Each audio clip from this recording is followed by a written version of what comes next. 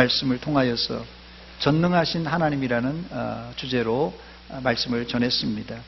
하나님은 천지와 우주 만물을 말씀으로 창조하신 전능하신 하나님이십니다. 그 전능하신 하나님이 누구라고요? 우리 아버지십니다. 이 한마디가 얼마나 든든한지 모릅니다. 전능하신 나의 주 하나님은 능치 못하실 일 전혀 없네. 믿는 자에게 능치 못함 없네. 할렐루야. 지난 한 주간 동안 제 입에서, 제 마음에서 이렇게 맴돌았던 찬송입니다. 지난 한 주간 여러분들은 이 말씀을 붙들고 어떻게 사셨습니까? 전능하신 하나님의 자녀로 사는 맛이 어떠셨습니까? 짭짤하셨는지 모르겠어요. 아니면 밋밋하게 사셨습니까?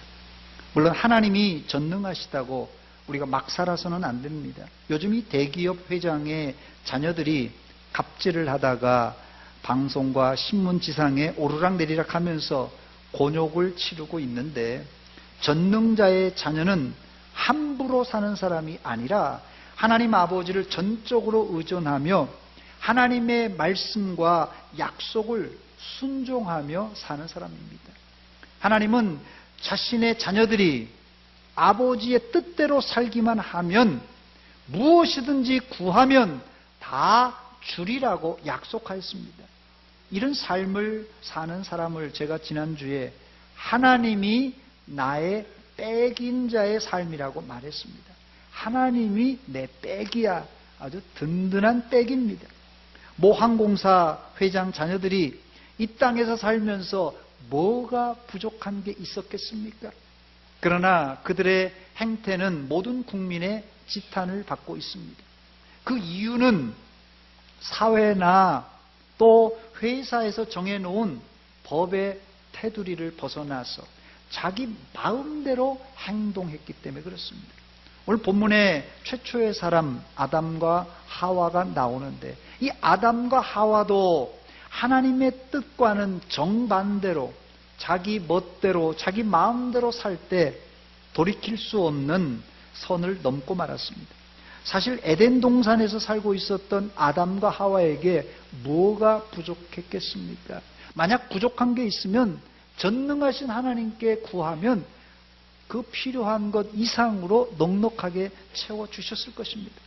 그러나 이들은 전능하신 하나님의 말씀에 불순종하여 자신이 전능자처럼, 아니 전능자보다 더 높아지려고 하다가 결국은 에덴 동산에서 쫓겨나고 죽음에 이른 것입니다.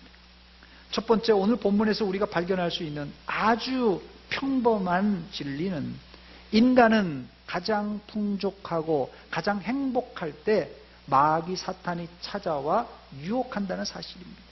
그래서 선줄로 생각하는 자는 뭐할까? 넘어질까 조심하라고 했던 것입니다.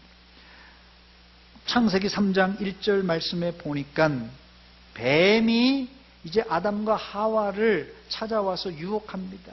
뱀이 아담과 하와를 찾아와 유혹할 때, 그때가 언제입니까? 하나님이 창조하신 풍성한 이 에덴 동산에 살고 있을 때 사탄이, 뱀이 찾아왔습니다. 히브리어 이 에덴이란 말은 기쁨이란 뜻입니다. 히브리어 에덴을 헬라어로 번역한 이 70인역에는 에덴을 기쁨의 동산이라고 번역했습니다. 에덴 동산의 환경은 말 그대로 지상 천국이었습니다. 창세기 2장 9절 말씀에 보니까 에덴 동산은 사람의 판단이 아니라 하나님이 보기에 아름답고 먹기에 좋은 나무가 나게 하셨다고 그렇게 말하고 있어요. 거기에다가 아담은 하나님의 형상으로 창조된 걸작 중에 걸작이었습니다. 하나님의 위대한 창조물이었어요. 또 아담은 하나님이 자기의 갈비뼈로 만든 하와를 처음 대면하면서 첫눈에 반하면서 이렇게 말했죠. 이는 내 뼈 중에 뼈요 살 중에 살이로다 하면서 이제 첫눈에 반해버려서 둘은 아주 에덴 동산에서 알콩달콩하게 행복하게 살고 있었습니다. 하나님이, 이 사람이 하나님과 아름다운 관계를 맺고 또 부부간에 행복한 사이를 누리는 것, 이게 진짜 행복 아니겠습니까? 그런데 이때 배가 아파하는 놈이 있습니다. 누굽니까? 사탄입니다. 사탄은 어떻게 쓰든지 하나님과 아담 관계를 떨어뜨려 놓고 아담과 하와가 재미있게 사는 것을 베파서 이게 불화시키는 것이 그들의 지상 목표입니다. 아주 못된 놈들이에요. 그러나 사탄이 하와에게 나타날 때는 아담보다도 훨씬 더 멋있는 모습으로 나타나서 하와에게 유혹했습니다. 사랑하는 여러분, 행복하고 평안하다고 할 때 바로 그때 조심하시기 바랍니다. 마귀가 그때 시험할 때입니다. 두 번째, 불행히도 아담과 하와는 사탄의 유혹에 빠져 하나님이 금하신 선악과를 따먹음으로 하나님의 말씀에 불순종하고 말았습니다. 창세기 3장 1절로 6절까지 나오는 말씀입니다. 요약하자면 뱀이 하와에게 수작을 부리러 와서 이렇게 묻습니다. 하나님이 참으로 너희에게 동산 모든 나무의 열매를 먹지 말라 하시더냐? 이렇게 묻습니다. 사탄이 말이에요, 다 알고 있어요. 알고 있는데도 한번 쿡 찔러 본 거예요. 하나님은 동산 각종 나무의 열매는 사람이 임의로 자유롭게 먹게 하되 선악을 알게 하는 나무의 열매는 먹지 말라고 하셨어요. 창세기 2장 16절로 17절입니다. 우리 한 목소리로 같이 읽어보겠습니다. 시작. 여호와 하나님이 그 사람에게 명하여 이르시되 동산 각종 나무의 열매는 내가 임의로 먹되 선악을 알게 하는 나무의 열매는 먹지 말라. 내가 먹는 날에는 반드시 죽으리라 하시니라. 아멘. 그런데 하와는 뱀과 대화를 하면서 여기에다가 자기의 생각을 집어넣고 첨가합니다. 그래서 하나님께서 이 창세기 3장 2절로 3절에 보니까 여자가 뱀에게 말하되 동산 나무의 열매를 우리가 먹으리으나 동산 중앙에 있는 나무의 열매는 하나님의 말씀에 너희는 먹지도 말고 뭐라고요? 만지지도 말라 너희가 죽을까 하노라. 이렇게 이야기를 했어요. 2절까지는 하와가 바른 말을 했어요. 그런데 그 뒷부분으로 갈수록 엉뚱한 이야기를 자꾸 첨가하고 있습니다. 하와는 선악과를 먹지 말라까지는 하나님 말씀과 같은데 그 다음 만지지 말라라는 말을 첨가했고 그 다음에 치명적인 실수는 죽을까 하노라. 너희가 먹는 날에 반드시 죽는다고 그랬는데 죽을까 아닐까 이렇게 말을 바꿔놓았습니다. 언뜻 보기에는 이건 뭐 말장난이고 별거 아니다 생각할 수 있지만 아주 심각한 하나님의 말씀에 뒤틀림 현상입니다. 요한 사도는 말세에도 이런 현상이 계속될 것이라고 아주 엄중하게 경고했어요. 요한계시록 22장 18절 19절 보니까 내가 이 두루마리의 예언의 말씀을 듣는 모든 사람에게 증언하노니 만일 누구든지 이것들 외에 더하면 하나님이 이 두루마리에 기록된 재앙들을 그에게 더하실 것이요. 또요. 만일 누구든지 이 두루마리의 예언의 말씀에서 제하여 버리면 하나님이 이 두루마리에 기록된 생명나무와 거룩한 성의 참여함을 어떻게 해요? 제하여 버리시겠다고 경고하셨어요. 여러분, 이단이 다른 사람이 아닙니다. 이단이란 하나님의 말씀을 빼고 더하는 말씀을 가감하는 자들이에요. 결국 아담과 하와는 뱀의 유혹, 결코 죽지 아니하라는 말과 더 나아가서는 너희가 그것을 먹는 날에는 너희 눈이 밝아져 하나님같이 된다는 그 말에 넘어가서 선악과를 따먹고 맙니다.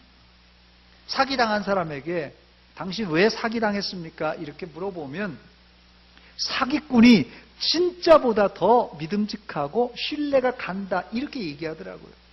중년 아줌마들에게 당신 왜 제비족에게 당했습니까? 하면 제비족이 말이에요, 잘생겼고 남편보다 더 잘해주고 다정다감해서 그렇게 당했다는 거예요.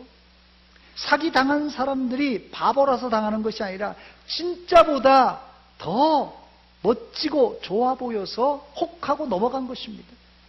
아담과 하와도 다 갖추고 있었지만 사탄이 야, 너희들도 하나님처럼 될 수 있어, 이렇게 유혹하니까 거기에 홀딱 넘어간 것입니다. 그러므로 여러분, 잘생기고 매너 있는 제비족보다 무뚝뚝한 내 남편이 더 좋은 법입니다. 반응이 썰렁하네요. 남편들도 제비족처럼은 안 되겠지만 좀 잘해 주시기 바랍니다. 아내들도 남편에게 잘하시기 바랍니다. 예, 아멘이 세 분 하셨습니다. 그러나 하와는 이 안목의 정욕에 넘어가고 말았어요. 창세기 3장 6절입니다. 여자가 그 나무를 본즉 먹음직도 하고 보암직도 하고 지혜롭게 할 만큼 탐스럽기도 한 나무인지라. 여자가 그 열매를 따먹고 자기와 함께 있는 남편에게도 주매 그도 먹었다고 말합니다. 사기친 사기꾼이 잘못이죠. 1차는 사기친 사기꾼이 잘못입니다. 1차는 제비족이, 유혹하는 제비족이 1차가 잘못입니다. 그러나 사기당한 사람도, 제비족에게 넘어간 주부들도 잘못이 없다고 할 수 없지 않습니까, 여러분? 그러므로 말세에 영적 사기꾼, 영적 제비족에게 넘어가지 말아야 돼요. 그렇게 하려면 우리가 그것을 구분할 줄 아는 지혜가 필요합니다. 아담과 하와는 좋게는 그냥 순진해서 넘어갔다고 하지만 사실상은 하나님 말씀을 액면 그대로 믿지 않아서 유혹에 넘어간 것입니다. 세 번째, 결국 하나님의 말씀에 불순종한 아담과 하와는 죽음에 이르게 됩니다. 창세기 2장 17절입니다. 선악을 알게 하는 나무의 열매는 먹지 말라. 내가 먹는 날에는 내가 반드시 죽으리라고 그랬어요. 죄지은 인간에게 히브리서 기자는 히브리서 9장 27절에 한 번 죽는 것은 사람에게 정해진 것이라고 그랬어요. 그 후에는 심판이 있다고 말했습니다. 물론 아담은 죄를 짓고 바로 죽지 않고 무려 930세까지 살다 죽었습니다. 이것을 주경학자들은 이렇게 해석합니다. 선악과를 따먹었을 때 아담과 하와는 즉시 그 영혼이 죽었고 그 이후 육신은 930년 동안 살다가 죽었다고 말합니다. 이런 상태를 바울 사도는 에베소 2장 1절에 허물과 죄로 죽었던 우리라고 표현하고 있습니다. 우리는 죽을 뻔한 혹은 죽을 수밖에 없는이 아니라 허물과 죄로 완전히 죽었던 사람들입니다.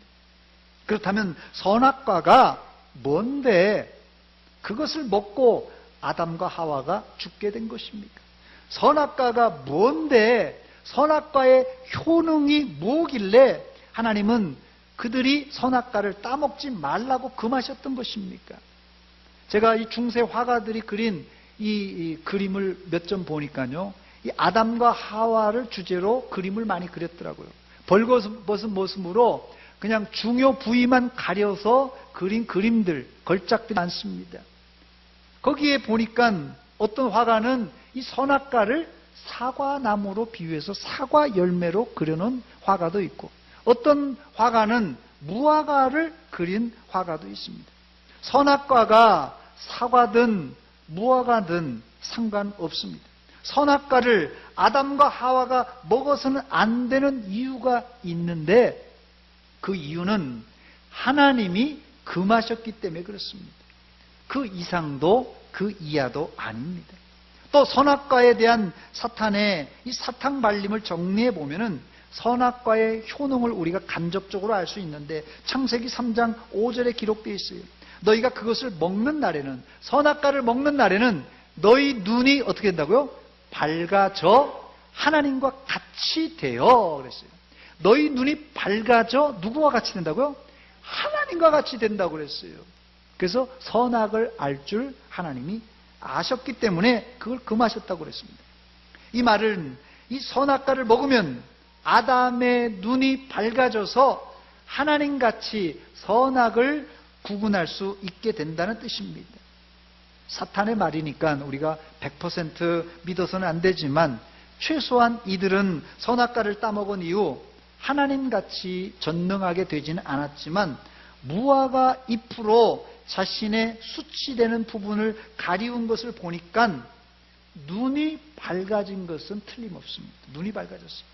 그리고 선악을 알게 하는 실과라고 했으니까 이 열매를 따먹고 아담과 하와는 뭘 이제 가리게 됐다고요? 선과 악을 이제 알게 되었어요.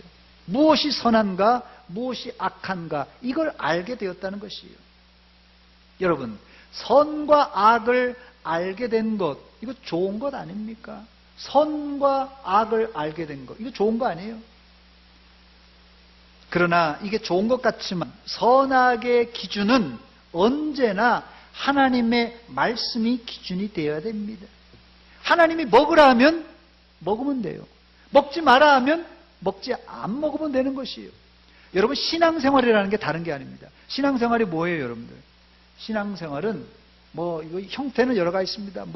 성경책 끼고 교회 다니는 거, 교회 오는 거, 예배 드리는 거, 이거 신앙생활이라 할 수 있는데, 신앙생활의 그 본질이 뭐냐? 신앙생활의 본질은 하나님이 하라 하면 하는 거예요.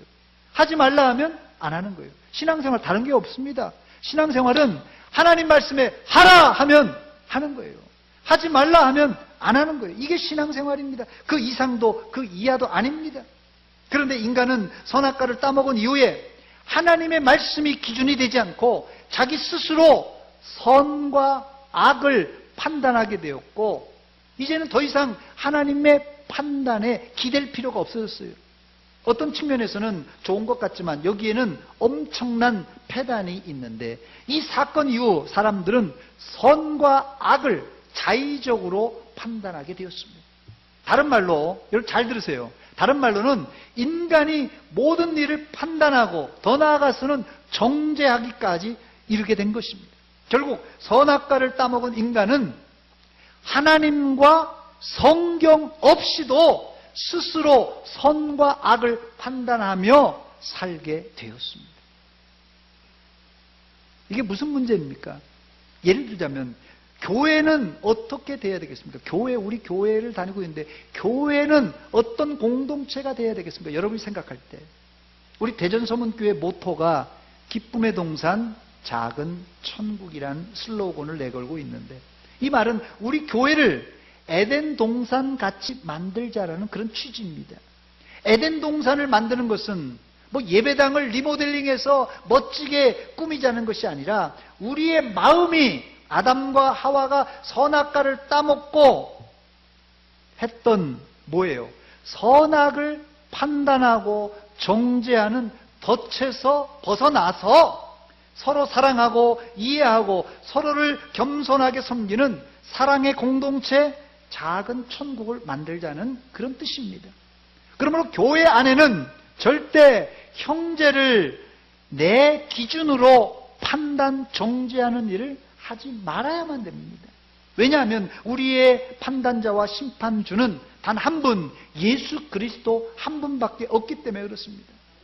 요한복음 8장 15절 16절에도 너희는 육체를 따라 판단하나 나는 아무도 판단하지 아니하노라. 만일 내가 판단하여도 내 판단이 참되니 이는 내가 혼자 있는 것이 아니요 나를 보내신 이가 나와 함께 이렇게 판단하기 때문에 이게 참이 된다는 것이에요.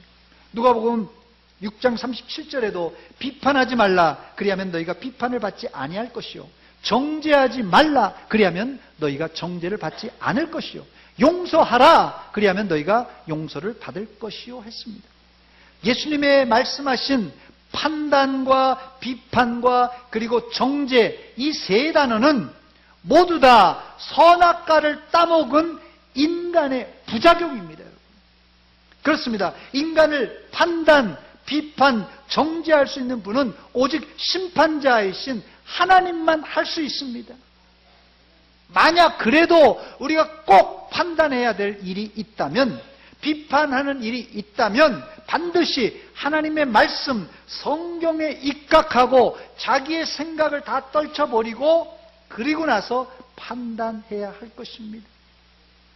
그러나 사람들은 성경에 입각하여 나는 판단한다 이렇게 말하지만 대부분은 자기 생각을 첨가하여 판단할 수밖에 없습니다.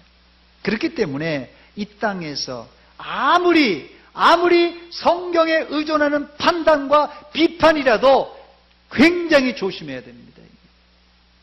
네 번째, 그런데 죄 지은 인간을 하나님은 그대로 내버려 두지 않으시고 하나님이 친히 찾아와 만나 주셨습니다.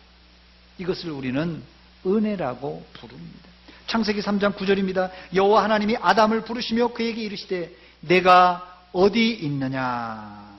하나님이 친히 찾아와 부르시는데 죄 지은 아담과 하와는 하나님을 피해 벌써 숨어 버렸습니다. 창세기 3장 8절입니다. 그들이 그날 바람이 불 때 동산에 거니시는 여호와 하나님의 소리를 듣고 아담과 그의 아내가 여호와 하나님의 낯을 피하여 동산 나무 사이에 숨은지라 했습니다.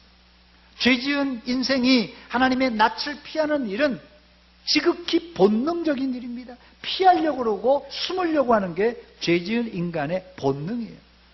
불순종한 요나 선지자는 하나님의 말씀에 불순종하여 청개구리처럼 하나님이 가라고 하신 이 니느웨 성과는 정반대쪽인 지금의 땅끝 이 스페인 이 다시스로 가려고 했습니다. 거기에 가면 하나님의 낯을 피할 수 있다고 생각했기 때문에 그렇습니다. 그러나 하나님은 다윗이 고백한 대로 시편 139편 7절로 10절 말씀 보니까 내가 주의 영을 떠나 어디로 가며 주의 앞에서 어디로 피하리이까. 내가 하늘에 올라갈지라도 거기 계시며 스올에 땅끝 밑이란 뜻입니다. 스올에 지옥이란 뜻이에요. 스올에 내 자리를 펼지라도 거기 계시니이다. 내가 새벽 날개를 치며 바다 끝에 가서 거주할지라도 거기서도 주의 손이 나를 인도하시며 주의 오른손이 나를 붙드시리이다 했어요. 이게 전능하시고 무소부재하신 하나님을 믿는 신앙인의 고백입니다. 여러분 죄짓고 인간이 피할 곳은 천지에 아무데도 없습니다. 오히려 죄 지은 분들은 하나님께 나오시기 바랍니다. 그 이유는 하나님이 죄 지은 인간들을 찾아오시며 부르고 계시기 때문에 그렇습니다. 주님 찾아오셨네 모시어 드리세 보라 성자 오셨네 모시어 드리세. 주여 내가 믿으니 주여 내가 믿으니 오소서 오소서 오소서. 할렐루야. 주님은 우리가 어떤 죄를 지었는가, 얼마나 많은 죄를 지었는가 이런 거 상관하지 않으십니다. 하나님께 나와 용서를 구하면 모든 죄를 흰 눈보다 양털보다 더 희게 깨끗이 씻어주실 줄 믿습니다. 죄 지은 인생을 찾아오신 것이 하나님의 은혜입니다. 다섯 번째, 그러나 이렇게 하나님이 찾아와 주셨음에도 불구하고 아담과 하와는 자신의 죄를 서로 미루고 핑계만 댔어요. 하나님이 아담에게 왜 선악과를 따먹었느냐고 묻습니다. 아담이 이렇게 대답합니다. 본문 12절입니다. 아담이 이르되 하나님이 주셔서 나와 함께 있게 한 여자, 그 여자 때문에 내가 먹었습니다. 나는 아무 잘못도 없고 하나님이 주신 여자 때문에 내가 먹은 것뿐입니다. 하나님이 여자에게 묻습니다. 이때 하와가 뭐라고 대답합니까? 13절입니다. 여자가 이르되 뱀이 나를 꿰물어 내가 먹었습니다. 둘 다 자기 잘못은 없고 하나님이 주신 여자 때문에, 하나님이 창조하신 뱀 때문에 오리발을 내밀고 있습니다. 이렇게 핑계만 대고 책임 회피하는 인간들을 하나님은 어떻게 하셨습니까? 뱀에게는 살아있는 동안 배로 다니고 흙을 먹을 것이고, 또 여자와 여자의 후손과 원수가 되고 여자의 후손이 너의 머리를 꽉 상하게 할 것이라고 저주하셨어요. 또 여자에게는 임신과 출산의 고통을 더하셨고 남편에게 다스림을 받을 것이라고 하셨습니다. 마지막으로 아담에게는 평생 땀을 흘리고 수고하여야 먹고 살 수 있고 결국은 너는 흙으로 돌아갈 것이라고 말씀하셨습니다. 본문 19절입니다. 내가 흙으로 돌아갈 때까지 얼굴에 땀을 흘려야 먹을 것을 먹으리니 내가 그것에서 취함을 입었습니다. 너는 흙이니 흙으로 돌아갈 것이냐 하시니라. 이것이 죄지은 뱀과 인간에게 내린 저주입니다. 만약에 여기서 아담과 하와의 이야기가 끝나버렸다면 우리 인생에게는 아무런 소망과 희망이 없었을 것입니다. 여섯 번째, 그런데 하나님은 이 모든 일을 마무리하면서 아담과 하와에게 가죽옷을 만들어서 입혀주셨습니다. 본문 21절입니다. 우리 한 목소리를 같이 읽겠습니다. 시작. 여호와 하나님이 아담과 그의 아내를 위하여 가죽옷을 지어 입히시니라. 아멘. 여러분 잘 생각해 보세요. 이 시점에서 죽어야 될 사람이 누굽니까? 죄를 지었으니까 아담과 하와가 죽어야 됩니다. 그런데 엉뚱하게 이 사건의 끝에 가보니까 아담과 하와가 죽은 게 아니라, 그리고 유혹을 했던 뱀도 죽은 것이 아니라 아무 영문도 모르는 누가 죽었어요? 짐승이 죽임을 당했습니다. 주경학자들은 이 짐승이 어린 양이었을 것이라고 추측합니다. 보통 그래서 우리가 희생양이라고 부르는 이유가 여기 있어요. 희생양. 이 말에서 나온 거예요. 이 뜻에서 나온 것입니다. 제 생각에는, 이건 제 생각입니다. 한번 이 말씀을 묵상하면서 제가 한번 상상을 해봤어요. 하나님은 이 어린 양을 잡아 가죽을 벗기고 가죽옷을 만들 때 아담과 하와가 보는 앞에서 양을 잡고 가죽을 벗겨서 옷을 만들어 입혀 주었을 것이다. 제 생각입니다. 성경에는 없어요. 제 생각. 그 생각의 근거를 제가 어디서 잡았냐면요, 그 이유는 구약의 레위기서에 속죄 제사 드리는 그 장면을 보니까 속죄 제사가 필요한 사람은 반드시 제사장에게 올 때 빈손으로 오지 않고 소나 양이나 염소를 끌고 속죄 제물을 가지고 옵니다. 제사장에게. 제사장은 그 속죄 제물 위에다가 그 사람의 손을 얹고 자기의 죄를, 이 짐승에게 죄를 전가시킨 후에 그 짐승을 잡아서 피를 흘려 그 피를 받아서 제단 사면에 다 피를 뿌립니다. 그리고 나서 이 소나 양이나 염소를 각을 떠서 태워서 드림으로 속죄 제사가 완성이 되는 것입니다. 그런 차원에서 하나님도 아담과 하와가 보는 앞에서 짐승을 잡아 피를 뿌리고 가죽을 벗겨서 옷을 만들었던 것입니다. 하나님이 어린 양을 죽이고 피를 뿌리고 가죽을 벗길 때 아담과 하와가 거기서 지켜보면서 뭐라고 생각했을까요? 지도 인간이라면 뭐라고 생각했을까요? 내가 죽어야 되는데 이 짐승이 무슨 죄가 있는가? 아마 생각했을 것이에요. 왜 어린 양이 피를 흘리고 죽임을 당하고 가죽은 벗겨져야만 했던 것입니까? 왜요? 왜? 그 중요한 이유가 있습니다. 여기 아주 깊은 신학적인 이유가 있는데, 하나님도 아담과 하와의 죄를 씻기 위해서, 여러분 잘 들으세요, 어린 양의 피가 필요했던 것이에요. 하나님이 필요한 게 뭐 있겠어요? 하나님이 뭐 아쉬운 게 뭐 있겠어요? 그런데 하나님이 아쉬운 게 있었는데 아담과 하와의 죄를 속죄하기 위해서 뭐가 필요했다고요? 어린 양의 피가 필요했던 것입니다. 여러분, 에덴 동산에 아무도 본 사람 없어요. 아담과 하와밖에 없어요. 하나님밖에 없어요. 아무도 본 사람 없는데 하나님이 그냥 눈 감아 주시든지, 죄 지어도, 아니면 뭐 요술을 부리든지, 아니면 시간 이동을 해서 죄 없던 시간으로 하나님은 얼마든지 아담과 하와를 되돌이킬 수 있었을 것입니다. 그러나 하나님은 그렇게 하지 않았어요. 만약 죄를 그렇게 쉽사리 없앨 수만 있었다면 하나님은 절대로 자기 아들 예수 그리스도를 십자가에 못 박아 죽이지 않았을 것입니다. 하나님이 아담과 하와의 죄를 씻기 위해서 어린 양을 잡아야 했던 이유를 히브리서 9장 22절에 이렇게 밝힙니다. 율법을 따라 거의 모든 물건이 피로써 정결하게 되나니 피 흘림이 없은즉 사함도 없다고 말합니다. 피 흘림이 없은즉 사함이 없습니다.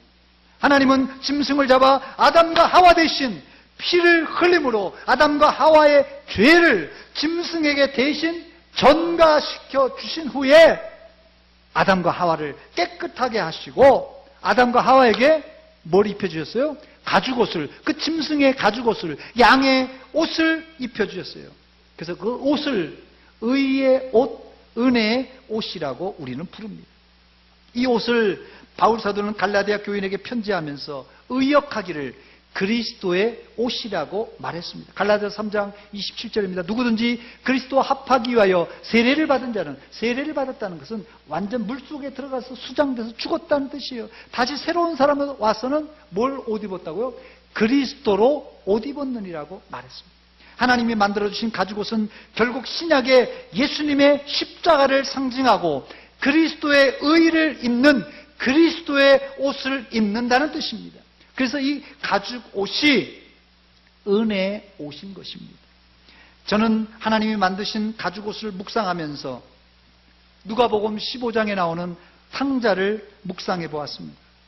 탕자가 집에 돌아왔을 때 아버지는 종들에게 우리 집에서 가장 좋은 옷을, 값비싼 옷을 이 탕자에게 입히라고 명령을 내립니다. 아버지의 재산을 가지고 허랑방탕하다가 돌아온 아들이 뭐가 이쁘다고 집에서 제일 좋은 옷을 입혀주셨을까요? 탕자도 아담도 하와도 이 옷을 위하여 한 일이 아무것도 없습니다. 그러나 전적인 아버지의 주권과 아버지의 사랑으로 가죽옷을 입혀주셨던 것입니다. 그래서 이 옷을 우리는 은혜의 옷이라고 부르는 것입니다. 말씀을 마칩니다. 구원을 받기 위해서 우리가 할 수 있는 일이라고는 아무것도 없습니다. 그래서 구원을 은혜라고 혹은 선물이라고 부르는 이유가 여기 있습니다. 에베소서 2장 8절입니다. 너희가 그 은혜에 의하여 믿음으로 말미암아 구원을 받았으니 이것은 너희에게서 난 것이 아니요 하나님의 선물이라. 죄지은 아담과 하와는 하나님으로부터 어린 양의 가죽옷을 선물 받았습니다.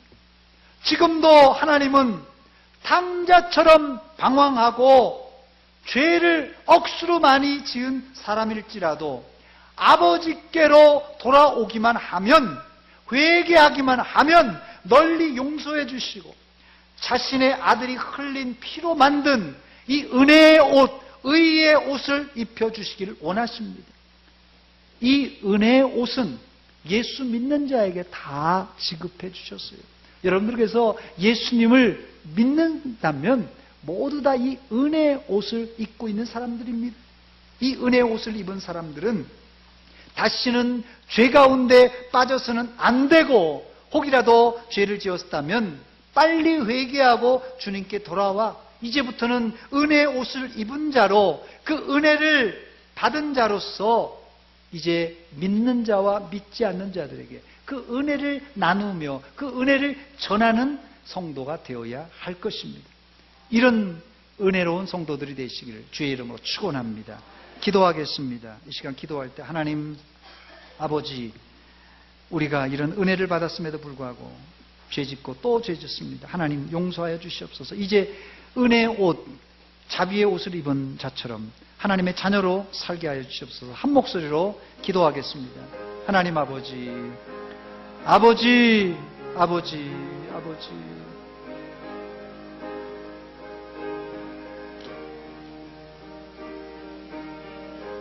아버지, 아버지, 하나님, 우리의 마음을 드립니다. 우리의 생각을 드립니다. 아버지, 아버지, 하나님, 주여, 주여, 아버지, 아버지, 하나님, 아버지, 아버지, 주님, 아버지, 아버지, 아버지,